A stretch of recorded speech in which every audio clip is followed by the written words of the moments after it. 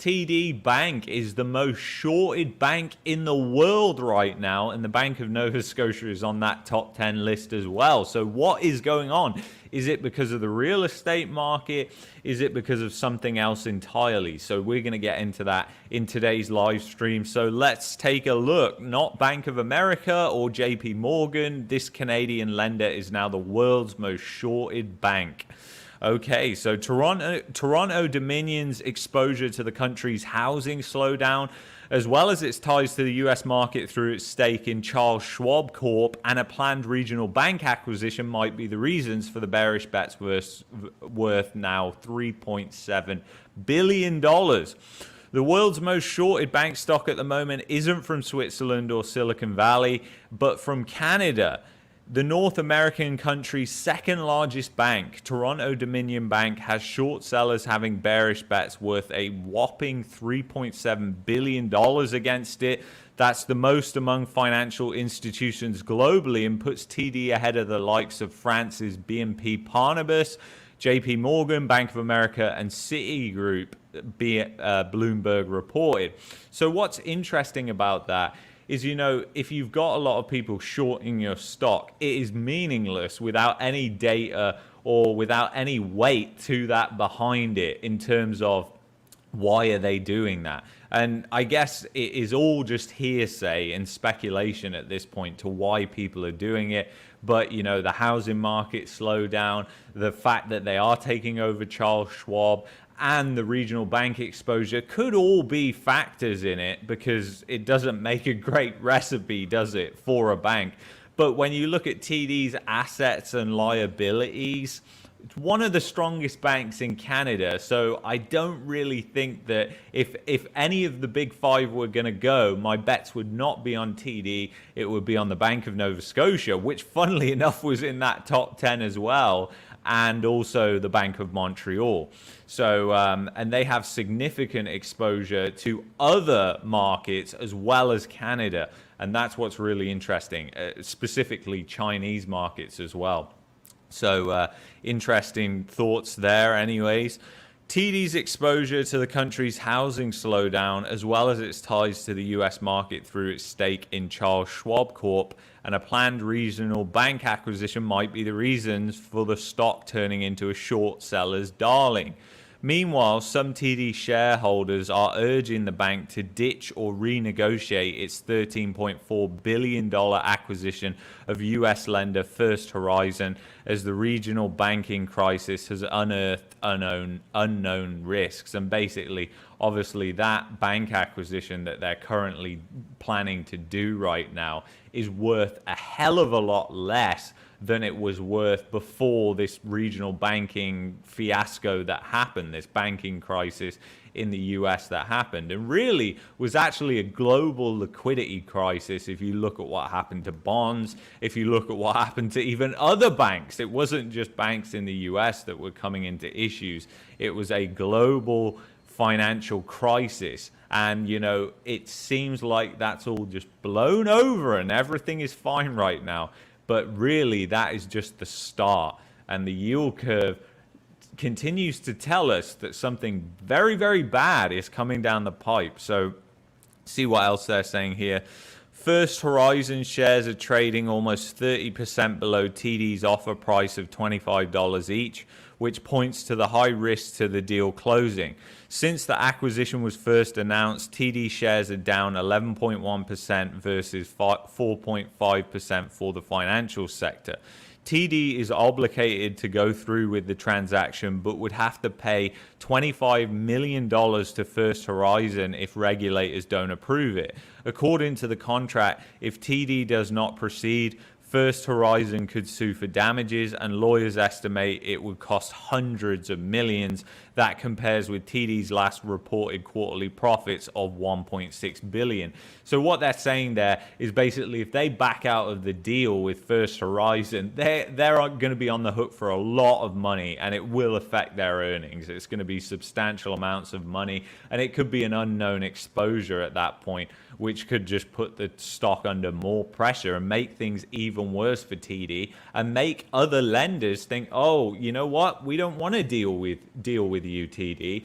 And even just doing that can sink a bank. So it's kind of interesting to see what's going on, and the fact that this is going on with Canadian banks, and people are probably just dismissing it, saying nothing wrong with the banks in Canada, man, they are fantastic. Fantastic. Don't you hear what Chrystia Freeland says? She says the banks are amazing and our financial system is rock solid. Why wouldn't you believe her? So anyways, it's kind of crazy. TD offered a 37% premium to buy First Horizon more than a year ago in a deal that would make TD the 6th largest US bank operating in 22 states.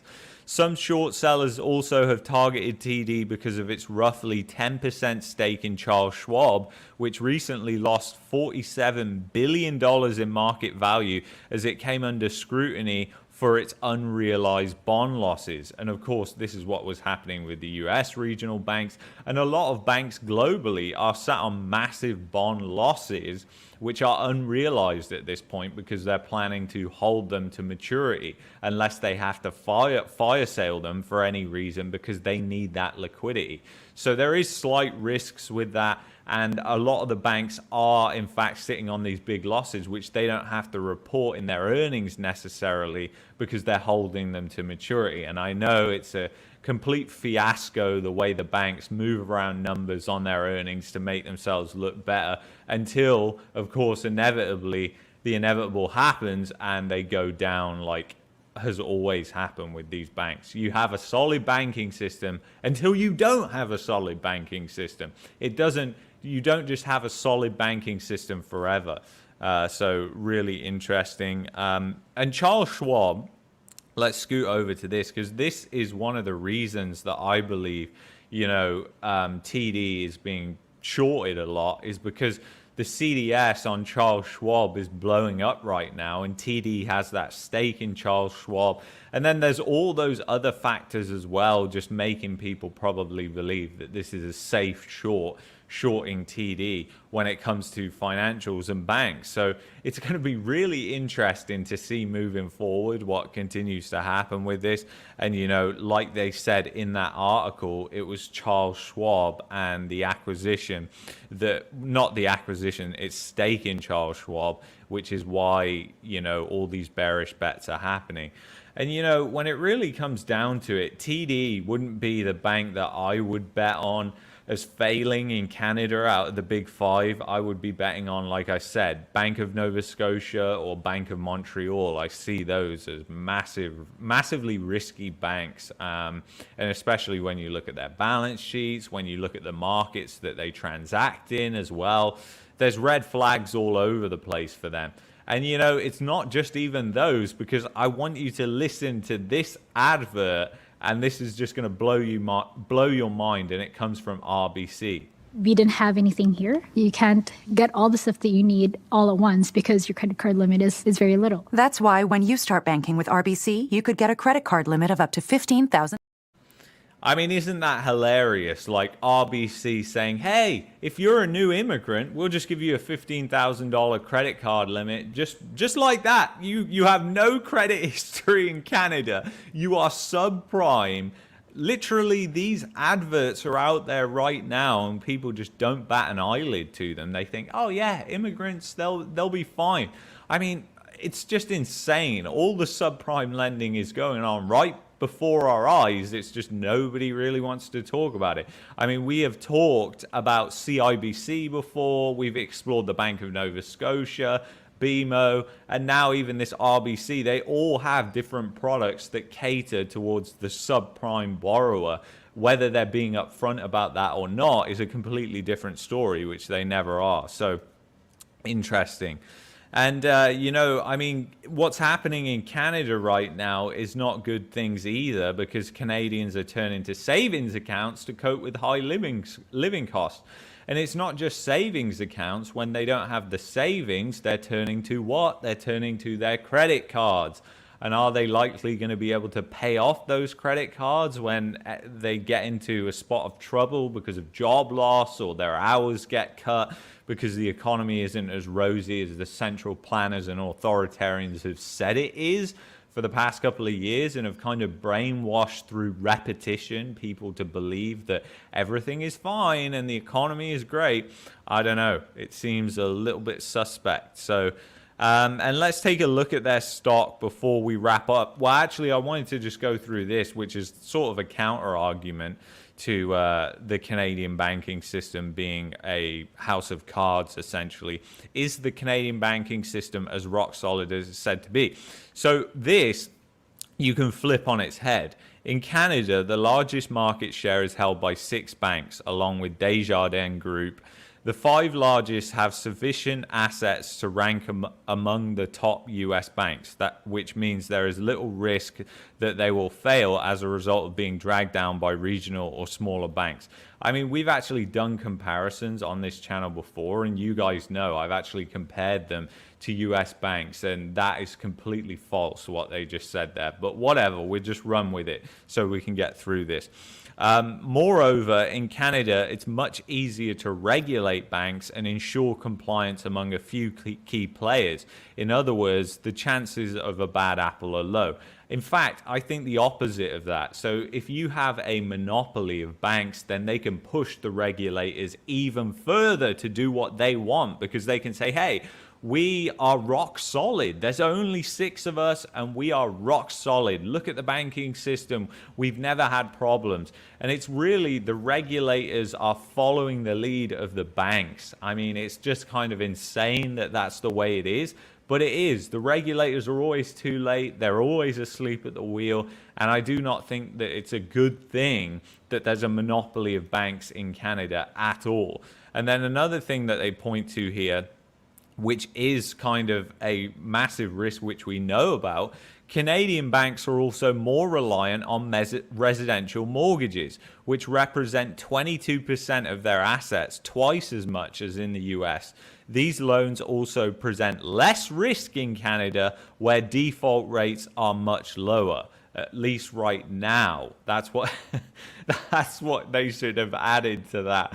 I mean, it's kind of crazy that these articles come out, but you've just got to remember that people thinking in this way and regulators thinking in this way is why we've got to the problem and to this massive bubble that we have right now. So it's absolutely insane, but it is what it is. So default rates in 2022 fell to an all-time low, almost 40% lower than before the pandemic. The same downward trend can be seen in the US, just less pronounced. But the thing is, we hear all these articles about how Canadians are struggling and everything's not going so well. And there are shadow defaults that have gone on throughout 2022. People have been allowed to not even pay the interest on their mortgage, essentially going into default, and essentially digging themselves further and further into this hole, creating a bigger risk for the banking system further on. Are they likely to dig themselves out of it? Probably not, but somebody with a rosy perspective would come in with their rose-tinted glasses on and go, oh yes, all these people, they'll be able to dig themselves out of this. I'm sure this is just a tiny little economic slowdown and it's not going to affect things for a long time. But the reality is, this is going to be massive. It's going to be huge. The yield curve is predicting a way worse recession than the one that was seen in 2008. It's predicting a recession as bad as the one seen in the late 80s. And that took a massive hit to real estate. It took a massive hit to the banking system in Canada. You lost half of the banks. In fact, almost half of the bank failures that have happened during that period of time. So there was a systemic banking crisis that happened. And I don't see the federal government coming out with any great solutions to solve this when it does happen. They will probably create more problems for the future and more problems for debt holders. And that's just what people don't realize, because they've just worked out, remember, that stimulus works in their eyes. In their eyes, it doesn't cause inflation.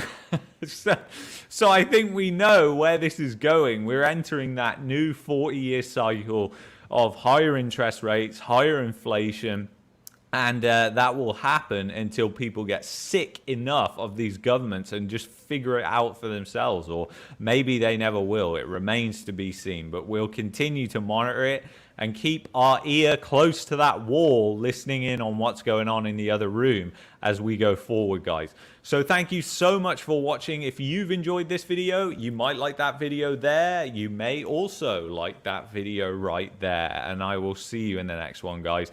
Take care of yourselves. Much love as always. I will speak to you in the comments.